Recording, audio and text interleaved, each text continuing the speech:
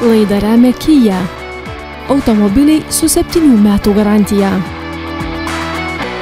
New Sorento. Sveiki, eteryje be 5 minučių naujametinė ir tikrai paskutinė šiais metais autopiloto laida. Šiandien laidoje žiūrėkite. Ramūnas bandys mažiausiai iš visų Mercedesų, kuris beveik neturi trūkumų. O tai ar tik ne rankenėlė čia bus, kur ir posūkiai ir valytuvai? Čia ta rankenėlė, kur Tomukas norėtų jungti valytuvus, o iš tikrųjų perjungia bėgį. Tuo tarpu Vytenis papasakos apie patį neįprasčiausią Passatą. Noriu gauti kalėdom šitą Passatą dovanų.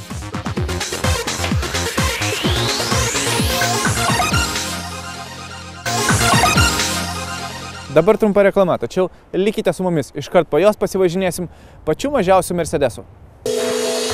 Laidą remia Kia. Automobiliai su 7 metų garantija. New Sorento.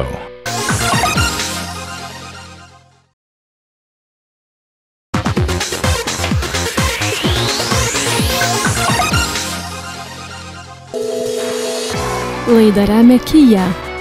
Automobiliai su 7 metų garantija. New Sorento.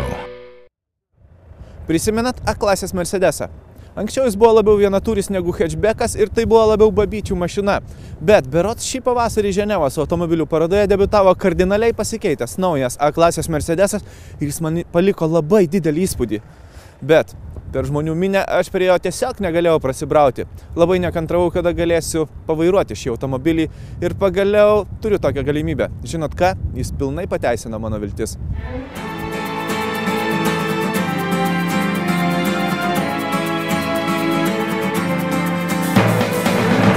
Žinot, apie šį automobilį net nesinori daug kalbėti. Jo išvaizda kalba pati už save. Pasigrožėkit, tai labai gražus, ko gero vienas gražiausių Mercedesų.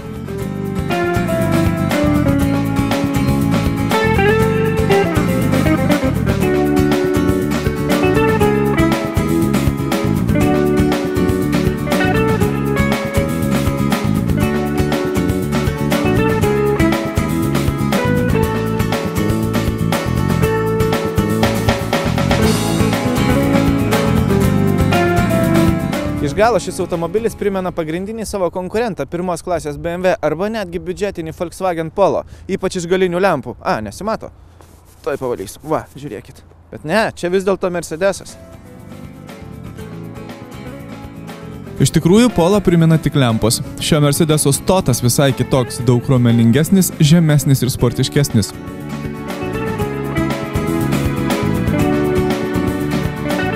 Viduje šis automobilis, nors kainuoja nuo 89 000 litų, atrodo labai prabangiai.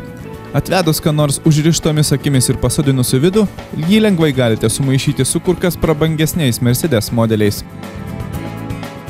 Viduje šis Mercedesas toks pats prabangus kaip ir vyresni ir gerokai brangesni jo broliai, E-klasės Mercedesas ar netgi CLS-as. Pavyzdinė surinkimo kokybė, labai kokybiškos medžiagos ir beveik be priekaištų ergonomika, išskyrus vieną dalyką. O tai ar tik ne rankenėlė čia bus, kur ir posūkiai ir valytuvai? Čia ta rankenėlė, kur Tomukas norėtų jungti valytuvus, o iš tikrųjų perjungia bėgį. Deja, Mercedesas niekaip neišsigydo nuo savo vienintelės rankenėlės, kuria įjungiami posūkiai ir valdomi valytuvai. Ten, kur turėtų būti antroji valytuvų rankenėlė, yra pavarų perjungimo svirtelė. Taip valdyti tokiu būdu pavaras gal ir lengva bei patogu, o ir tarp sėdinių atsiranda daugiau vietos. Tačiau šitoks valdymas reikalauja įpratimo. Jeigu dažnai tenka persėsti iš tradiciškesnio automobilio, į šį galima pridaryti klaidų. Kaip ir aš, iš įpročio ieškodamas valytuvų perjungiau pavarų svirtį į neutralią padėtį. Kitą kartą, norėdamas įjungti posūkį, aktyvavau autopiloto funkciją, kurios virtelė yra visai šalia valytuvų valdymo. Nors prie to galima priprasti, bet vis tiek tai nėra labai patogu. Dar vienas priekaištas dėl medžiagų kokybės. Kai kuriuose vietose plastikas atrodo nelabai mercedesiškai. Tačiau tik tiek tų priekaištų. Sėdynės labai geros, ergonomika fantastiška, o centrinės konsolės ekranas, kuris montuojamas net bazinėse versijose, primena ypač išpopuliarėjusius šiais laikais taip vadinamus iPadus. Bet nebandykit čia nieko spausti, ekranas nėra jautrus lietimui. Jis valdomas rankenėlės esančios tarp sėdinių pagalba. Beje, valdymas patogus ir lengvai suprantamas. Gale sėdėti vietos pakaks ir aukštiems, tik galinė langų linija siaurėja, todėl galiniams keleiviams teks kentėti nuo klaustrofobijos priepuolių. Geriau perkant automobilį iš karto užsisakyti parkavimo daviklius, nes per galinį langą beveik nieko nesimato, todėl parkuotis reikės atsargiai. Nors prabangesnėse versijose tokie davikliai montuojami jau kaip standartinė įranga. Nepaisant to, kad tai mažiausias iš Mercedesų, jame pilna aktyvaus ir pasyvaus saugumo elementų. Kaip ir dera šiam gamintojui, 7 saugos oro pagalvės, traukos ir stabilumo kontrolės sistemos, yra sistema, kuri analizuoja jūsų vairavimo stilių ir jeigu įtaria, kad pavargote, paprašo sustoti išgerti kavos. Dar viena sistema perspėja jūs, jeigu per greitai artėjate prie priekyje važiuojančio automobilio. Sistema ne tik perspėja, bet ir padeda jums stabdyti. Dažnai žmonės panikos metu nepilna jėga mina stabdžių pedalą. Ši sistema vos palietų stabdžių pedalą ima stabdyti pilna jėga.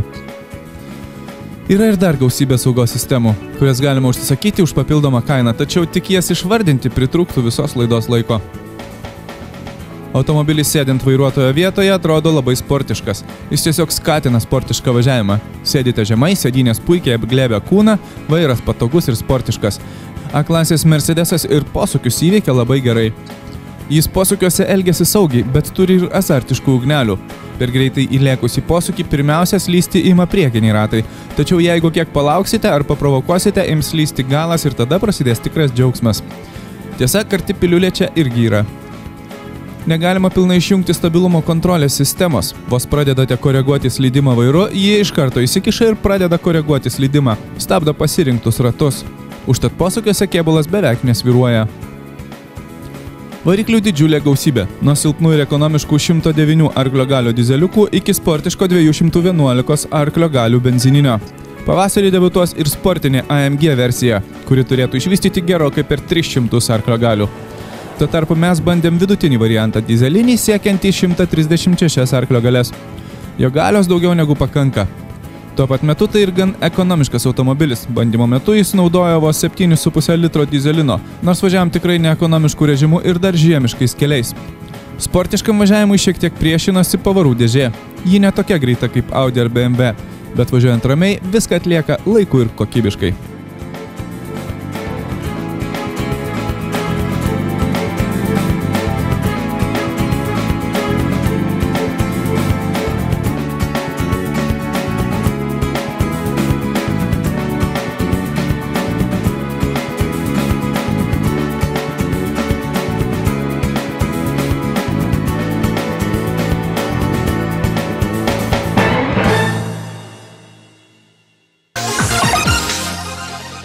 Pusnynuos nykštukai miega, aukso žuvys po ledu.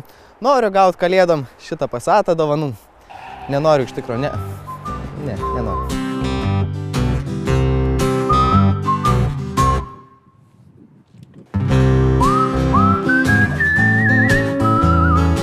Nenoriu ne todėl, kad tai blogas automobilis. Tiesiog kaip dovana galima rinktis ne tokį žemišką automobilį, nes Passat CC yra eilinis Passat, tik atrodo kiek įmantriau. Įmantriau jis atrodo todėl, kad dizaineriai sugalvojo jam suteikti kiek žemesnį ir aptakesnį kėbulą – 4 durų kupė. Šis Passat CC tapo antruoju tokios klasės automobiliu ir sudarė konkurenciją kur kas prabangesniam ir brangesniam Mercedes-Benz CLS. Šiuo metu nemaža dalis prabangių automobilių gamintojų stengiasi pristatyti 4 durus kupė.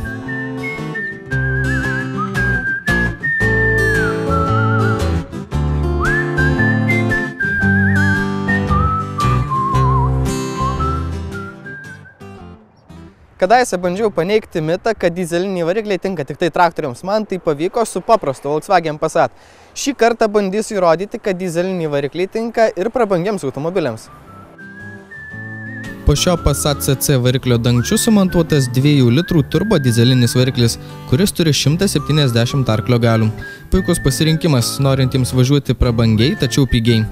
Šis variklis gali pasigirti ir tuo, kad nėra triukšmingas, todėl diskomforto dėl variklio keliamo triukšmo nesijaučia. Dėl 350 Nm sukimo momento automobilis iš vietos pajuda energingai ir spaudžiant akseleratorių iki galo galima išties smagiai pasivažinėti. Tuo tarpu pavaros jungiamos automatiškai per DSG, dvigubos sankabos pavarų dėžę. Tenka pripažinti, kad veikiant automatiniu režimu automobilis važiuoja labai maloniai. Pavarų dėžė veikia nepriekaištingai ir užtikrina komfortą. Tuo tarpu rankinis pavarų perjungimas čia greičiau tik marketinginis triukas. Pavaros vis tiek perjungiamos vangiai ir lėtai, todėl jis čia tiesiog nereikalingas.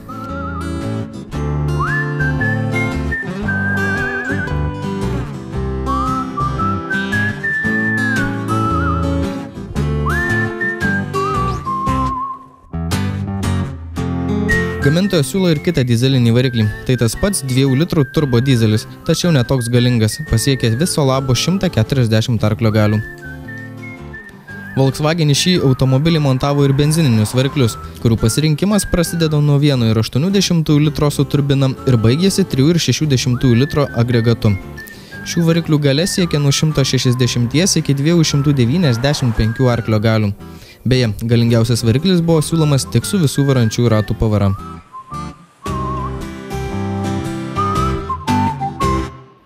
Šiame automobilyje galima rasti viską, ko geidžia širdis.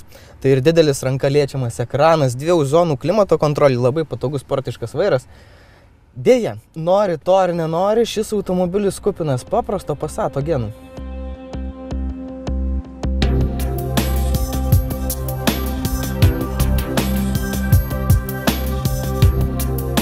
Įsėdus į vidų pagalvojam, kad ne veltui Volkswagen šiam automobiliui suteikė Passat vardą. Beveik viską, ką galima rasti čia, galima rasti ir prabangiausiose paprasto Passat versijose. Prieš kurį laiką rodėme Passat R20, jame buvo beveik viskas, kas yra ir šiame modelyje. Passat CC gali pasigirti nebent tuo, kad turi reguliuojamą važiuoklę. Ją galima nustatyti 3 režimais – komfortišku, sportišku arba paprastu. Galima pagirti sėdynės, kurios patogios ir puikiai tinkamos ne tik kasdieniam važinėjimui mieste, bet patiks ir ilgoje kelionėje. Jos komfortiškos ir kur kas malonesnės nei paprasto Passat. Viduje jaukiai įsitaisys 4 suaugusiai, su sąlyga, kad gale sėdintys nebus aukštaūgiai. Dėl žemos stogo linijos aukštiems keleiviams trūks vietos galvai.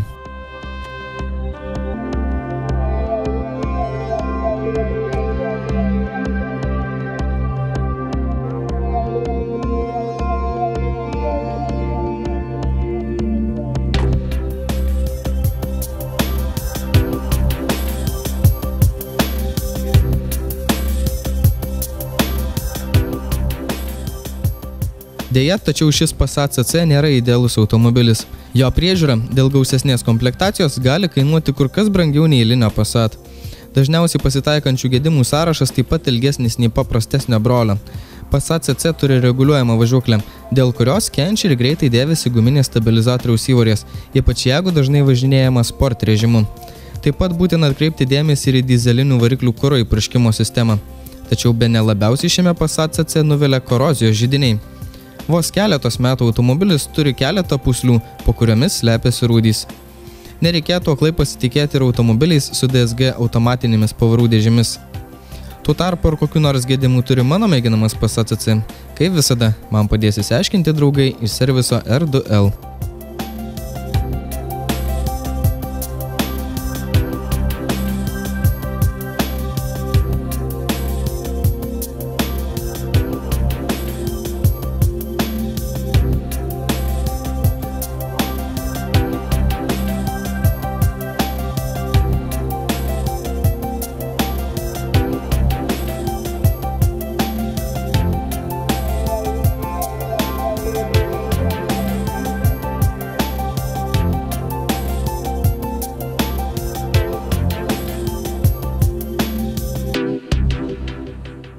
Šitam automobiliui nepavyko rasti gedimų, matos, kad automobilis tikrai prižiūrėtas, nebent reiktų pakeisti galinių stabdžių diskus su kaladėlėm. O šiaip su kokiom dažniausiai problemom gali susidurti tokie Volkswagen Passat? Jeigu kalbant apie važiuoklę šito Passato, tai dažniausiai gedimai tai priekinės ir galinės įvorės, jas dažnai reikia keisti. Kas liečia variklius, šitas automobilis su 2 litrų dizeliniu varikliu, tai būna problemos su purkštukais ir su EGR vožtu. Šis automobilis taip pat turi elektrinį rankinį stabdį. Ar tai yra privalumas, ar galbūt trūkumas eksploatuojant? Eksploatuojant tai galima būtų sakyti kaip trūkumas, nes taip pat pasitaiko problemos su rankiniu stabdžiu, būtent elektriniu. Šis tas apie šių automobilių kainas. Neblogos būklės benzinu varomą Passat CC galima įsigyti už kiek daugiau nei 40 000 litų. Tuo tarpu dyzelinu varomi automobiliai brangesni. Jų kainos prasideda nuo beveik 50 000 litų. Tai beveik dvigubai brangiau nei paprastas Passat, tačiau taip pat ir beveik dvigubai pigiau nei Mercedes-Benz CLS. Passat CC yra ganėtinai santūrus, tačiau prabanga dvelkiantis automobilis. Važiuoja paprastai, atrodo kiek iššaukiančiai, pasižymi nebloga surinkimo kokybė. Jeigu kišenė leidžia ir norisi kasdienės prabangos, Passat CC vertas dėmesio pasirinkimas. Tik nepirkite jo kaip šeimyninio automobilio, jokiais būdais jis tam paprasčiausiai netinka.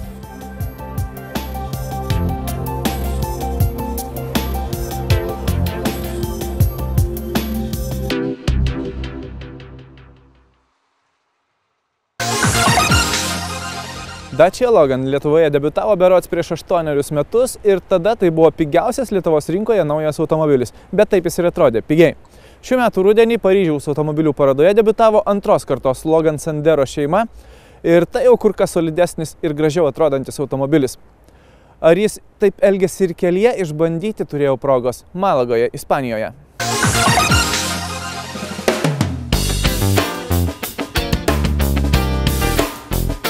Dacia automobilius renkasi įvairūs žmonės, tačiau įdomu, kad net 39% pirkėjų tai pirmas gyvenime naujas automobilis. Iki šiol jie pirkdavo tik naudotus automobilius. Tai puikus skaičius, kuriuo negali pasigirti nei vienas automobilių gamintojas. Pirmos kartos Logan užsirekomendavo kaip neužmušama mašina. Jokios duobės jai nebaisios, visi keliai geri. Kurdami naują modelį, inžinieriai stengėsi pateisinti šį įvaizdį. 24 naujo modelio prototipai bandymų metu kartu pravažiavo daugiau kaip 1 000 000 kilometrų. Naujam modeliui buvo teikiamas ypatingas dėmesys, nes tai pirmas Logan šeimos automobilių atnaujinimas. Automobilis palyginus su pirmtaku išlaikys tą pačią kainą, tačiau atrodo jis kur kas moderniau ir nebe taip dviprasmiškai kaip pirmos kartos Logan. Kėbulas nebekampuotas, atsirado išraiškingi žibintai, ypač gale. Automobilio salono dizainas atrodo kur kas moderniau, net bazinis Logan neveikia atstumiančiai. Žinoma, medžiagų kokybė toli gražu nuo idealios, tačiau tai juk automobilis, kuris nekainuoja net 30 000 litų. Be to, jau standartinėje komplektacijoje siūloma kur kas daugiau įrangos. Prabangiose komplektacijose sumontuotas 7 colių lietimų jautrus ekranas su navigacinė įranga ir multimedija aparatūra, su Bluetooth pajungimu, USB jungtimi ir panašiai. Taip, aparatūra neskamba kaip Mark & Levinson, bet ir automobilis kainuoja 10 kartų mažiau negu Audi A8. Pirmą kartą Logan šeimos automobiliuose atsirado tokia komforto įranga kaip automatinė greičio palaikymo sistema ir greičio apribojimo sistema, liaudyje žinoma limiterio vardu. Salone anot kūrėjų yra gausybė dėtuvių, kurių bendra talpa beveik 17 litrų. Palyginus su pirmtaku, dėtuvių talpa padidėjo beveik 2,5 litro, daugiausia dėl to, kad galinėse durelėse atsirado 2 didelės talpos. Pirmą kartą Logan šeima gavo Isofix vaikiškų kėdučių tvirtinimus, iki šiol tokie nebuvo montuojami. Be to, automobiliai parduodami su 4 saugos oro pagalvėmis ir daugybė aktyvaus saugumo funkcijų – ABS, ESP, EBA. Dėka jų stabdymo kelias palyginus su pirmos kartos Logan sutrumpėjo 2,5%. Logan šeima gerokai padidėjo. Visi automobiliai tiek Logan, tiek Sandero, tiek Stepway dabar ilgesni ir platesni, todėl vietos salone pastebimai padaugėjo. Visiškai pasikeitė centrinė konsolė. Nors klimato kontrolė nenumatyta, bet rankenėlės atrodo kur kas moderniau. Didelį dėmesį konstruktoriai skyrė garso izoliacijai. Ji buvo gerokai pagerinta. Sumažėjo aerodinaminis triukšmas. Į automobilius bus montuojami vienas iš 5 variklių, 2 dizelinių ir 3 benzininių. Be to, pirkėjams bus siūloma rinktis variantus su gamykloje sumontuota dujų įranga. Tiesa, važiuojant su dujomis smarkiai krenta automobilio dinamika. Net mažiausias kalniukas tampa sunkiai įveikiama kliūtimi. Užtat tokią versiją bus gerokai pigiau eksploatuoti. Be to, gamykloje sumontuota įranga reiškia, kad automobilis išlaiko garantiją. Kai kuriuose modifikacijose atsiras eko mygtukas. Jį paspaudus pasikeičia variklio valdymo programa ir automobilis sutaupo iki 10% kuro. Bet jeigu važiuodamas tokiu režimu norėsite ką nors aplenkti, geriau sistemą trumpam išjunkite, nes automobilis darosi labai vangus. Logan gamintojai neslepia, kad didžiausias jų uždavinys rinkoje konkuruoti su naudotais automobiliais. Pavyzdžiui, į Lenkiją kiekvieną dieną įvežama po 800 naudotų automobilių. Visų pirkėjai yra potencialūs Dacia pirkėjai. Tad ir rinkos potencialas šiuo atžvilgiu milžiniškas. Tik štai, kas sugebės perkalbėti mūsų tautietį persėsti iš 5-7 metų Audi į naują, tegu ir neprestižinį automobilį, kuriam suteikiama garantija.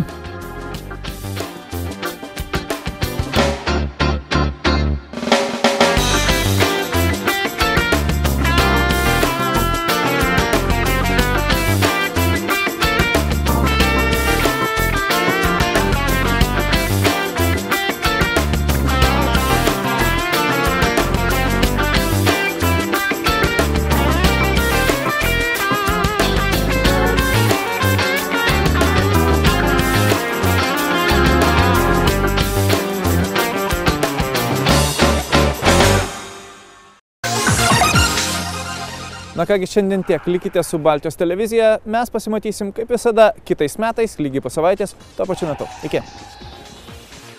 Laidos draugai. R2L, jūsų patikimas partneris. Laidą remia Kia. Automobiliai su 7 metų garantija. New Sorento.